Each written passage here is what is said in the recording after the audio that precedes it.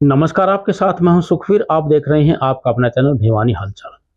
सबसे पहले एक नजर आज की न्यूज हेडलाइंस पर।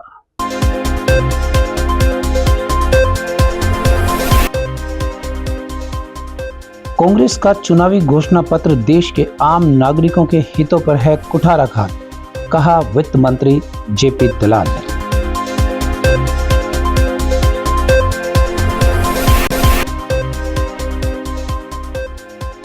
इलेक्शन को लेकर उपायुक्त और एसपी ने करवाई मीटिंग और ट्रेनिंग।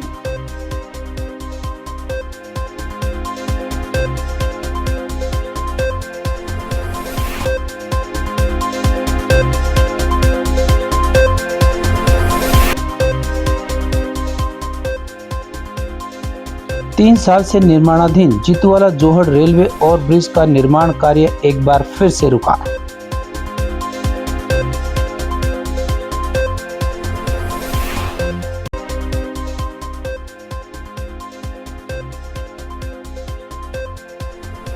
विश्व मलेरिया दिवस पर स्कूली छात्राओं ने निकाली रैली। सिविल सर्जन ने झंडी दिखाकर किया रैली को रवाना।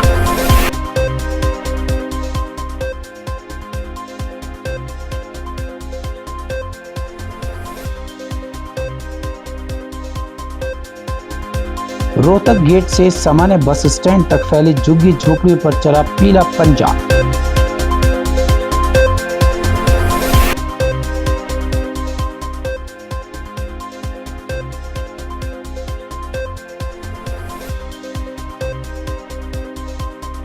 तोशाम अस्पताल में दवाइयों का अभाव, इलाज के लिए जाना पड़ रहा है भिवानी के सामान्य अस्पताल में।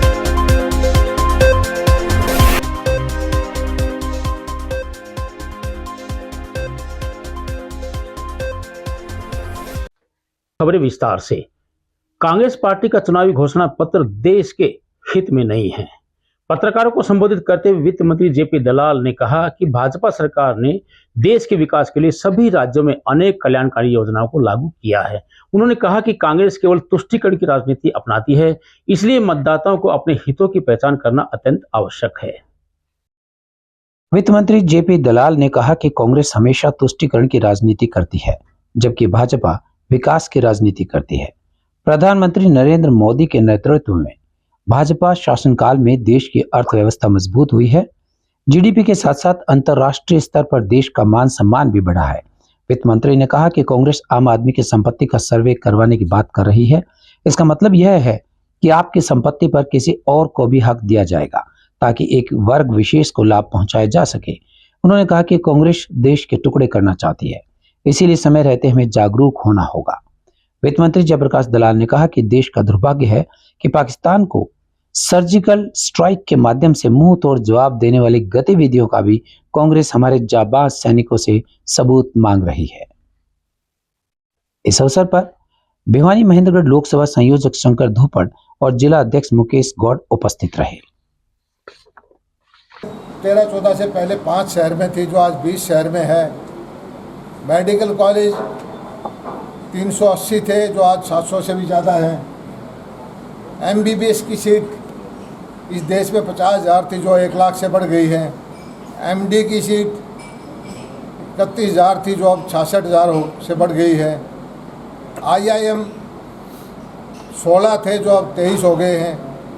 IIT 12 थी, जो अब 22 हो गए हैं। हम 9.5 साल की जो प्रगति है वो दिखा रहे हैं। एम्स 7 थे देश में, जो 9.5 साल में 24 हो गए हैं। यूनिवर्सिटी सेंट्रल 400 थे, जो 1100 हो गई हैं। राष्ट्रीय राजमार्ग 96,000 किलोमीटर थे, जो 1.5 लाख किलोमीटर हो गए हैं, चांद तक पहुंचाया है। वंदे भारत पहले कोई ट्रेन नहीं होती थी, जो आज 41 ट्रेन चल रही है। इलेक्ट्रीफाइड रेलवे लाइन पहले 20,000 किलोमीटर थी, जब 41,000 किलोमीटर हुई है। कृषि का बजट 27,000 करोड़ रुपये का होता था, जो 1.25 लाख करोड़ रुपये का है। 3 लाख करोड़ रुपये किसानों के खाते में जा चुकी है प्रधानमंत्री जी के। फसल बीमा के 1,54,000 करोड़ रुपये किसानों को मिले हैं। कृषि की योजनाएं हैं 15,500 करोड़ रुपये की है। KCC का पैसा 2014 से किसानों को सस्ती पैसा मिलता था, वो 7.30 लाख करोड़ था, जो आज 21 लाख करोड़ रुपये हो गया। लखपति दीदी हमारा 1 करोड़ बनाने का हमारा लक्ष्य है।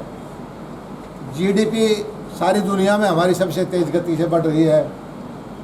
11वें 12वें नंबर की अर्थव्यवस्था से हम 5वें नंबर पर पहुंच गए हैं। एक तरफ भारतीय जनता पार्टी का एजेंडा ये है कि पूरे देश को विकसित भारत बनाएं। भारतीय जनता पार्टी प्रचंड बहुमत से आएगी या प्रदेशों की सरकार प्रचंड बहुमत से आएगी, लेकिन जब चुनाव का वक्त आता है तो आजकल सोशल मीडिया का या और तरह का बहुत सारे साधन हैं। कांग्रेस पार्टी ऐसा माहौल कर देती है कि जैसे वो मुकाबले में है, जैसे वो जीतने में है।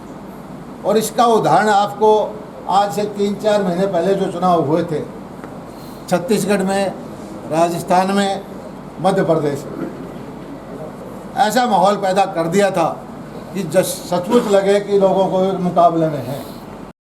लोकसभा चुनाव को सुचारू रूप से करवाने के लिए ड्यूटी पर तैनात कर्मचारियों को पंचायत भवन में जिला निर्वाचन अधिकारी व पुलिस अधीक्षक के मार्गदर्शन में प्रशिक्षण करवाया गया। इस बारे में उपायुक्त ने बताया कि लोकसभा चुनाव को निष्पक्ष ढंग से करवाने के लिए पोलिंग पार्टीज की ट्रेनिंग करवाई गई है। वहीं चुनाव विभाग द्वारा स्कूल्स व कॉलेजेस में जाकर छात्रों को अपने मत का प्रयोग करने के लिए जागरूक किया जा रहा है। इलेक्शन को लेकर उपायुक्त और एसपी ने पंचायत भवन में सेक्टर मजिस्ट्रेट और सेक्टर पुलिस ऑफिसर की मौजूदगी में मीटिंग और ट्रेनिंग करवाई। उपायुक्त ने बताया कि सभी ऑफिसर्स को ट्रेनिंग दी जा रही है। वहीं ईवीएम के बारे में भी जानकारी दी गई और प्री पोल, पोल डे और आफ्टर पोलिंग आदि के बारे में चर्चाएं की गई। उपायुक्त ने बताया कि इस बार का चुनाव शांतिपूर्वक व निष्पक्ष ढंग से संपन्न होगा। उन्होंने बताया कि सभी पोलिंग पार्टियों को ट्रेनिंग दी गई है और यह भी तय किया गया है कि कौन सी पार्टी किस पोलिंग बूथ पर जाएगी। उन्होंने बताया कि काउंटिंग के बाद ईवीएम को अलग करके वेयर हाउस में भेजा जाएगा। इसके बाद ही आगे की प्रक्रिया शुरू हो पाएगी। आज हमने सेक्टर मजिस्ट्रेट, सेक्टर पुलिस अफसर की ज्वाइंट मीटिंग की है और ट्रेनिंग भी की है, क्योंकि सेक्टर अफसर और सेक्टर मजिस्ट्रेट जो हमारे सेक्टर है ये बहुत इम्पोर्टेंट है हमारे लिए। इनकी ड्यूटी लगभग 1 महीना पहले हमने लगा दी थी और हर पोलिंग बूथ पे इन्होंने विजिट की है। जो हमारे वल्नरेबल बूथ हैं, क्रिटिकल बूथ हैं, उनकी सारी रिपोर्ट की जो भी फीडबैक इन एडिशन टू हमारे AROs होती है वो हम इनकी से रिपोर्ट लेते हैं in addition to our intelligence system. तो आज हमने मशीन के ऊपर हैंड्स ऑन इनके कराए हैं और जो भी इसमें इश्यूज़ हैं हमारे जो पोलिंग का प्रोसेस है, pre poll, poll day, after polling, सारे प्रोसेस के ऊपर डिटेल में चर्चा की है और मुझे उम्मीद है कि सारे बड़े उत्साहित हैं और अच्छे से हमारा पोल होगा, इलेक्शन बढ़िया से कराएंगे। ये sector police officers, sector officers की एक ज्वाइंट ट्रेनिंग प्रोग्राम था जिसमें उन सबको उनकी जो रिस्पेक्टिव रिस्पॉन्सिबिलिटी थी उनके बारे में बताया गया, उनका हैंड्स ऑन कराया गया, आपस में कोऑर्डिनेशन बढ़ाया गया और कम्युनिकेशन प्लान जो था हमारा इलेक्शन को लेकर उसको हमने आज डिसाइड किया है। और सभी सेक्टर ऑफिसर्स, पुलिस ऑफिसर्स ने अपने अपने विजिट्स ऑलरेडी कर लिए हैं और दोबारा उनको प्रत्येक बूथ की विजिट करने के लिए डायरेक्शंस दी गई हैं और जो वल्नरेबिलिटी मैपिंग जो हमने की है उसको भी दोबारा दुरुस्त करने के लिए उनको कहा गया है। सभी को अपनी जिम्मेवारियों का पूरी तरह से एहसास है और जिस प्रकार की ट्रेनिंग सफलतापूर्वक हुई है हमें भरोसा है कि proper election free and fair होगा। आज से जो पोलिंग प्रोसेस है मेन हमारा वो भी आज स्टार्ट हो गया है। आज हमने पॉलिटिकल पार्टीज़ की प्रेजेंस में रैंडमाइजेशन ऑफ जो मशीन्स है हमारी, जो रैंडमाइजेशन, फर्स्ट रैंडमाइजेशन है वो भी किया है कि कौन सी ईवीएम्स, कौन सी हमारी मशीनें हैं वो किस असेंबली कॉन्स्टिट्यूंसी में जाएंगी। वो पोलिंग पार्टी की प्रेजेंस में हमारा कंप्लीट हो गया है। अब हमारा नेक्स्ट फेज ये रहेगा कि जो हमारे काउंटर सेंटर बने हैं तो काउंटिंग सेंटर पे हमारी जो मशीनें जानी हैं वो सेग्रीगेट करके हम AROs को मशीनें देंगे और वहाँ से फिर आगे का प्रोसेस शुरू हो जाएगा। इसके साथ साथ जो स्वीप एक्टिविटीज़ है वो हमारी ट्रेडिशनल वे से स्वीप एक्टिविटी चल रही है पूरी चारों की चारों कॉन्स्टिट्यूंसी में, चाहे स्कूल के बच्चे हैं, चाहे कॉलेज के बच्चे हैं, चाहे हमारे फ्रीडम फाइटर हैं। हमारी ये कोशिश रहेगी कि जो लास्ट हमारी पोलिंग है उससे ज़्यादा हमारा पोलिंग हो और हर सेगमेंट जो हमारा सोसाइटी का है उस तक हमने ये मैसेज देने की कोशिश की है कि घर से निकलें और वोट दें ताकि हमारा पोलिंग परसेंटेज अच्छा हो और ये जो डेमोक्रेसी का स्ट्रेंथनिंग ऑफ डेमोक्रेसी हो ज़्यादा से ज़्यादा हो। जीतवाला फाटक पर बन रहे रेलवे ओवरब्रिज के निर्माण पर फिर से एक बार काले बादल छा गए हैं। पेयजल व सीवरेज लाइन को अलग अलग डलवाने की मांग को लेकर स्थानीय लोगों ने ओवरब्रिज निर्माण को बंद करवा दिया है। वहीं पार्षद प्रतिनिधि हर्षदीप डुडेजा ने कहा कि संबंधित विभाग द्वारा पेयजल व सीवरेज लाइन शिफ्टिंग का कार्य किया जा रहा है। जीतूवाला जोहड़ रेलवे ओवरब्रिज का निर्माण कार्य कृष्णा कॉलोनी छोर पर चल रहा है। पिलर प्रक्रिया पूरी होने के बाद अब पुल का कृष्णा कॉलोनी की तरफ से उतारा जा रहा है, जहां दीवार का निर्माण किया जाएगा। इससे कृष्णा कॉलोनी मुख्य चौक से कच्ची कॉलोनी की तरफ जाने वाला रोड पूरी तरह से बंद हो जाएगा, क्योंकि यहां से ओवरब्रिज का निर्माण किया जाना है। रास्ता बंद करने से कच्ची कॉलोनी के निवासियों का शहर में आना जाना बंद हो जाएगा। इसके अलावा यहाँ एक तरफ जो मकान है उनके सामने केवल 3 फुट की जगह शेष रह जाएगी, जिसके कारण घरों में जाने का रास्ता भी बंद हो जाएगा। इस मौके पर अधिकारीगण भी पहुंचे। पूर्व पार्षद हर्षदीप डुडेजा व कॉलोनी के अनेक लोगों ने मौके पर पहुंचकर सूचित किया। सूचना मिलने पर जन स्वास्थ्य विभाग के एसडीओ सतीश कुमार व अन्य अधिकारी भी पहुंचे। उन्होंने कृष्णा कॉलोनी निवासियों को आश्वासन दिया कि सीवर व पेयजल लाइंस को अलग अलग दबाया जाएगा, और वहीं इन निवासियों ने कहा कि किसी भी सूरत में सड़क को बंद नहीं करने दिया जाएगा। कृष्णा कॉलोनी स्थानीय निवासियों ने सुबह फोन करके समस्या बताई। ये समस्या पिछले जब से पुल का काम चल रहा है तब से समस्या बनी हुई है। किस प्रकार की समस्या? समस्या क्या है कि इनको पहले बीएनडीआर वालों ने ये कहा था कि हम आपको कॉलोनी के लिए रास्ता छोड़ेंगे आने जाने के लिए, पर अब इनको बताएगा कि यहाँ पे दीवार आएगी, रास्ता नहीं दिया जाएगा, जिससे कॉलोनी में काफ़ी रोष है। यहाँ की पब्लिक जितनी इकट्ठी हुई है उनकी समस्या सुनी। इनकी मेन समस्या है कि अगर दीवार आ गई तो आने वाले टाइम में एम्बुलेंस है, भगवान ना करे आगजनी हो जाए, तो उसके लिए फायर ब्रिगेड की गाड़ी कैसे आएगी? कभी कोई मकान बनाएगा तो कंस्ट्रक्शन का सामान कैसे आएगा? एक विकट समस्या है। दूसरी समस्या इनकी आज ये थी, अगर यहाँ पे दीवार आती, पुल उतरता है तो सीवर और पानी की लाइन जो आ रही है उनको काट के इसको घुमा के पिछले एरिया से लाया जाएगा, जो कि पहले ही भारी समस्या थी। यहाँ पे पानी की सप्लाई पूरी नहीं हो रही थी। लगातार हम इसके काम में लगे हुए थे कि पानी अब पहुँचा है यहाँ तक, इसको काटा जा रहा था। तो पूरी टीम को बुलाया, एक्शन साहब भी आए हैं, दोनों एसडीओ आए डिपार्टमेंट के, इनको समस्या बताई है। इन्होंने हमारी समस्या बेखूबी समझी और सुनी है। ये कि यही आश्वासन दे रहे हैं कि पहले आप रास्ते की बात कर लीजिए, पुल कहाँ उतरेगा, उसके बाद ही हम डाइवर्ट करेंगे, जो कि इनकी बात बिल्कुल मुझे ठीक लगी। बीएनडीआर की टीम भी आई थी, हमने उनको भी कहा कि अभी आप काम को रोकिए, पहले आप अपना पूरा मैप दीजिए कि पुल कहाँ उतरेगा, कहाँ पिलर आएगा, हमें रास्ता मिलेगा कि नहीं मिलेगा। रास्ता मिलेगा तभी कार्य होएगा, नहीं तो रोका जाएगा कार्य। मैं पब्लिक हेल्थ में एग्जीक्यूटिव इंजीनियर हूँ। तो आज यहाँ पर समस्या का जो पता लगा कि एक पुल जो बनाया जा रहा है रेलवे ब्रिज के ऊपर, उससे हमारी वाटर सप्लाई और सीवरेज की लाइनें डिस्टर्ब हो रही थी, तो उसी को शिफ्ट करने के लिए हम यहाँ पर इकट्ठे हुए हैं।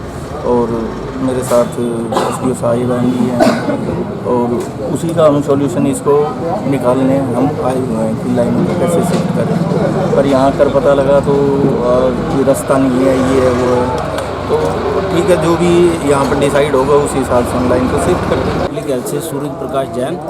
हम यहाँ सीवर का और पानी की लाइन जो और आरओबी के बीच में आ रही थी उसको शिफ्ट करने के लिए आज टीम लगाई हुई थी, लेकिन पता लगा भी पब्लिक के लिए यहाँ रास्ते का प्रावधान नहीं हो रहा, इसलिए आने जाने का रास्ता नहीं मिल रहा, तो उन्होंने काम रुकवा दिया। तो हमने भी यही कहा है भाई पहले रास्ते का अपना जो भी इंतजाम हो जाएगा, जैसे पब्लिक सेटिस्फाई हो जाएगी उसके बाद हम काम करेंगे, तब तक हम अपनी लाइन शिफ्ट नहीं करेंगे। मैं पब्लिक हेल्थ में एग्जीक्यूटिव इंजीनियर हूँ। तो आज यहाँ पर समस्या का जो पता लगा कि एक पुल जो बनाया जा रहा है रेलवे ब्रिज के ऊपर, उससे हमारी वाटर सप्लाई और सीवरेज की लाइनें डिस्टर्ब हो रही थी, तो उसी को शिफ्ट करने के लिए हम यहाँ पर इकट्ठे हुए हैं। और मेरे साथ एसडीओ साहिबान भी हैं, और उसी का हम सॉल्यूशन इसको निकालने हम आए हुए हैं कि लाइन को कैसे शिफ्ट करें। पर यहाँ कर पता लगा तो ये रास्ता नहीं है, ये है वो है, तो ठीक है, जो भी यहाँ पर डिसाइड होगा उसी हिसाब से हम लाइन को शिफ्ट कर देंगे। पब्लिक हेल्थ से सूरज प्रकाश जैन।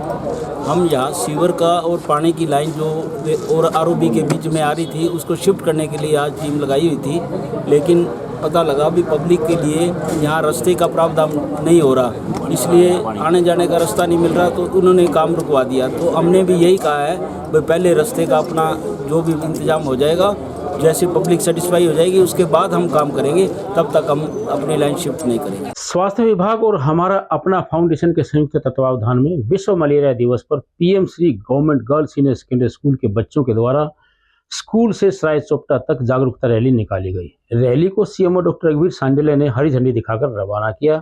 उन्होंने नागरिकों को अपने घरों के आसपास साफ सफाई रखने का संदेश दिया।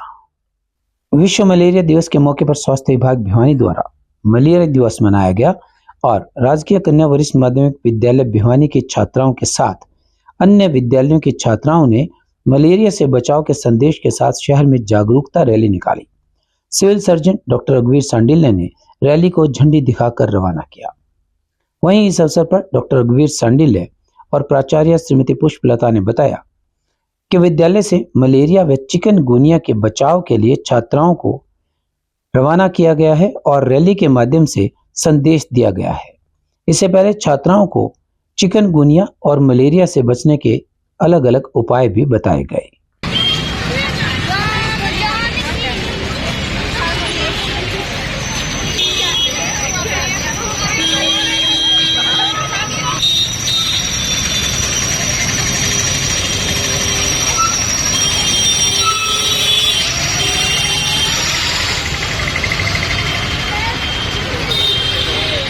आज वर्ल्ड मलेरिया दिवस मनाया गया। इसमें हमारे राज्य के कन्या विद्यालय में और हमारे यहाँ पुष्पलता जो प्रिंसिपल है, इसकी दिशा निर्देश में हमने आज जागरूकता रैली निकाली है। ये विद्यालय काफ़ी प्रसिद्ध है, इसमें संख्या बहुत है। यहाँ के अध्यापक और बच्चे काफ़ी इंटेलिजेंट पैदा हुए हैं, इनका धन्यवाद करता हूँ। इन बच्चों को हम शुरू से ही ट्रेन करवा देंगे कि मलेरिया कैसे होता है, डेंगू कैसे होता है, वेक्टर बोर्न डिजीज के बारे में बताया गया, तो इनका काफ़ी सहयोग रहा। जागरूकता रैली में हमने बताया कि जो हम अगर हफ्ते में 5 मिनट का भी टाइम निकालते हैं अपने घर में और सोर्स रिडक्शन करते हैं, जैसे कि वाटर कूलर है, फ्रीज है और कोई टायर में पानी है, घड़े में कोई पानी बचा हुआ है, तो जो वेक्टर बोर्न जहाँ मच्छर पैदा होते हैं उसको हम ख़त्म कर देते हैं हफ्ते में 5 मिनट का टाइम दे करके, तो उनकी संख्या कम हो जाती है। दूसरे, हम सुबह शाम जो घूमते हैं उसमें अपने पूरे बाजू के कपड़े पहन करके घूमें ताकि हमें बाइट ना हो। इन 2 बातों का भी हम ध्यान रख लेते हैं, हम तो वेक्टर बोर्न डिजीज की काफ़ी हद तक काबू पा सकते हैं। इनको सेंसिटाइज करने के लिए हमने ये स्थान चुना है और हमारे ये जो अध्यापक हैं और इनके प्रिंसिपल ने काफ़ी सहयोग किया है। आज विश्व मलेरिया दिवस हमारे विद्यालय से मनाया जा रहा है। स्वास्थ्य विभाग की संपूर्ण टीम सीएमओ सर के साथ हमारे विद्यालय में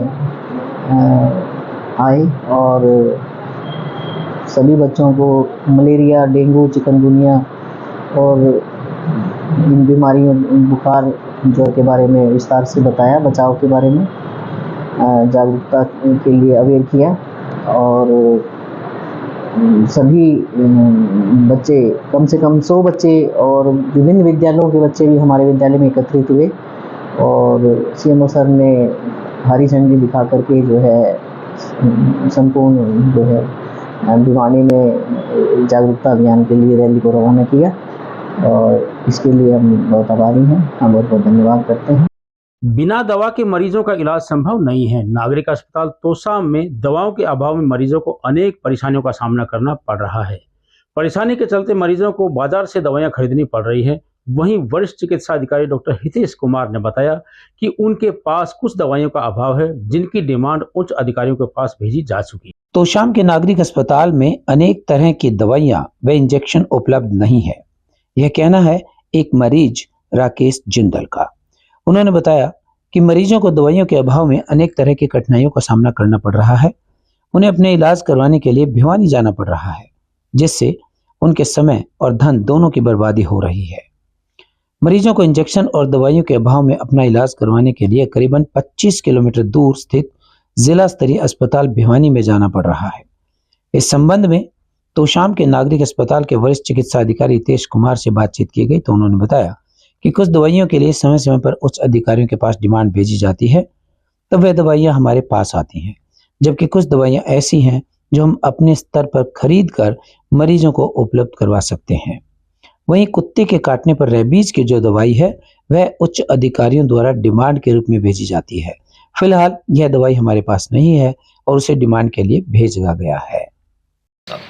ऐसा श्रीमान मैं Rakesh Jindal son of Shri Lakhiram Jindal Tosham ward number 10 का निवासी हूँ और 23/4/2024 यानी कि परसों जी मुझे मेरे घर के ही आके एक कुत्ते ने काट लिया जी।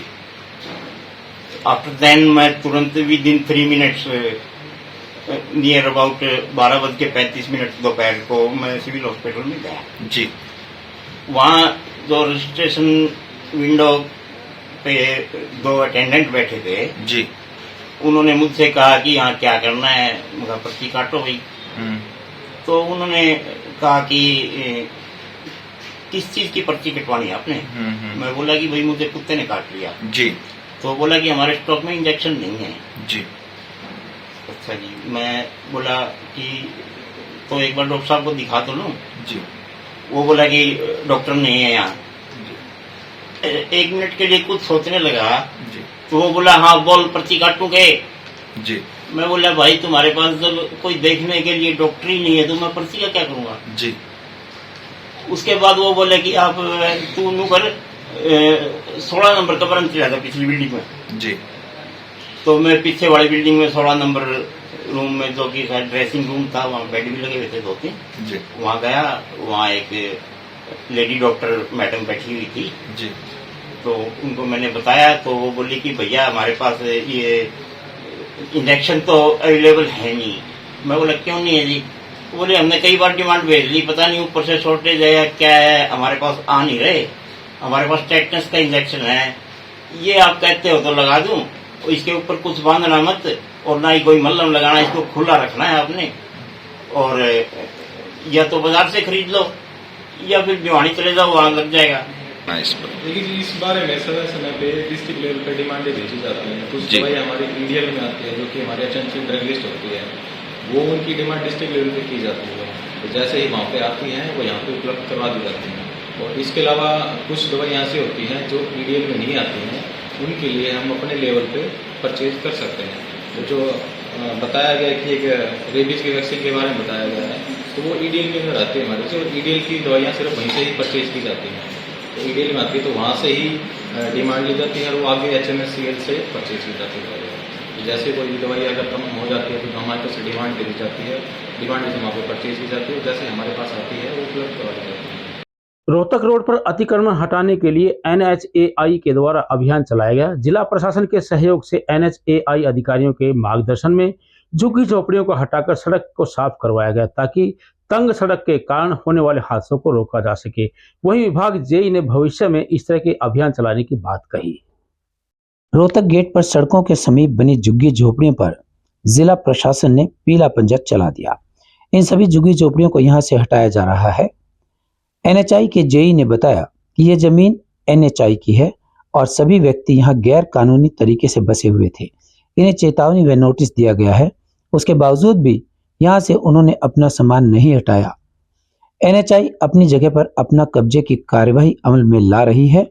भविष्य में भी आगे भी सड़क के किनारे अवैध कब्जों को हटाया जाएगा और फुटपाथ को खाली करवाया जाएगा ताकि किसी भी तरह की कोई दुर्घटना न हो। ठीक है, तो प्रशासन ने एक्शन साहब को बुलाया था। ये हमारी ज़मीन है, PWD की काफ़ी दिनों से मतलब यहाँ पे इलीगल रह रहे थे और कई बार इनको कहा गया, चेतावनी दी गई, लेकिन नहीं हटाया। तो आज मतलब कब्जा कार्रवाई कर रहे हैं, इनको हटा रहे हैं। सर आगे भी ये कार्रवाई जारी रहेगी अगर ये दोबारा बैठते हैं तो? बिल्कुल सभी को हटाएंगे भाई। अब एक खबर चलते चलते, चुनाव का समय जैसे जैसे समीप आ रहा है, भाजपा को अब समझ आने लगा है कि चुनाव जीतना आसान नहीं है। पुराने कार्यकर्ताओं की उपेक्षा भी अब पार्टी पर भारी पड़ने लगी है। भाजपा नेताओं को अब बड़ी मुश्किलों का सामना करना पड़ने लगा है। इसी कड़ी में मुख्यमंत्री नायब सिंह सैनी कुलदीप बिश्नोई को मनाने को उनके निवास स्थान पर गए। इस मौके पर बिश्नोई की धर्मपत्नी रेणुका बिश्नोई और उनके विधायक बेटे भव्य बिश्नोई भी मौजूद रहे। बताया गया है कि कुलदीप बिश्नोई ने मुख्यमंत्री के सामने जमकर अपनी भड़ास निकाली। मीडिया रिपोर्ट के अनुसार कुलदीप बिश्नोई ने साफ कर दिया कि अगर उनके भाई चंद्र मोहन को कांग्रेस टिकट देती है तो उनका भाजपा के मंच पर आना मुश्किल होगा। अब भाजपा के सामने एक बड़ी दिक्कत यह आ रही है कि भाजपा ने 29 अप्रैल को आदमपुर में चुनावी रैली रखी हुई है। इस रैली में कुलदीप बिश्नोई और उनके विधायक पुत्र नहीं होंगे, तो इससे नकारात्मक संदेश केवल हिसार में भी नहीं बल्कि पूरे प्रदेश में जाएगा। कहते हैं कि अब कुलदीप बिश्नोई को भी लगने लगा है कि उनका कांग्रेस पार्टी छोड़कर भाजपा में जाने का निर्णय सही नहीं था। यह बात उन्होंने मुख्यमंत्री सैनी के सामने भी रखी बताते हैं। लेकिन इस ड्राइंग रूम में टंग से बाहर आकर मुख्यमंत्री और बिश्नोई ने ऑल इज वेल अवश्य कहा, पर अब पूरा खेल चंद्रमोहन को कांग्रेस के टिकट मिलने और न मिलने पर निर्भर करेगा। और अंत में चलते चलते फिर से एक नजर आज की न्यूज हेडलाइंस पर।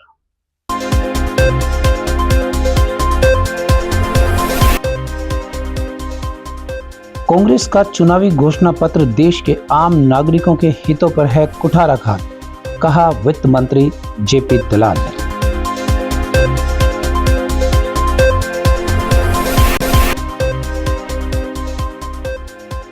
इलेक्शन को लेकर उपायुक्त और एसपी ने करवाई मीटिंग और ट्रेनिंग।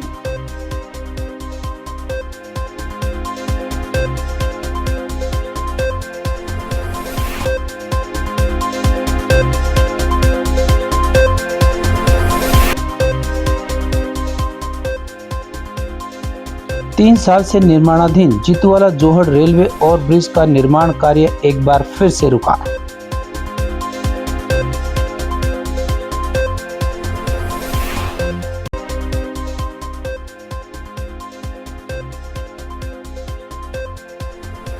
विश्व मलेरिया दिवस पर स्कूली छात्राओं ने निकाली रैली, सिविल सर्जन ने झंडी दिखाकर किया रैली को रवाना।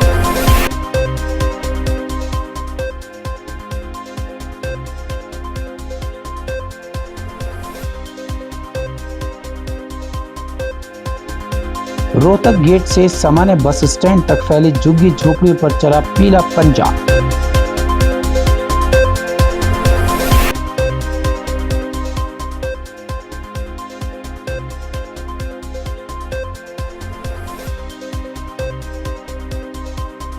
तोशाम अस्पताल में दवाइयों का अभाव, इलाज के लिए जाना पड़ रहा है भिवानी के सामान्य अस्पताल में।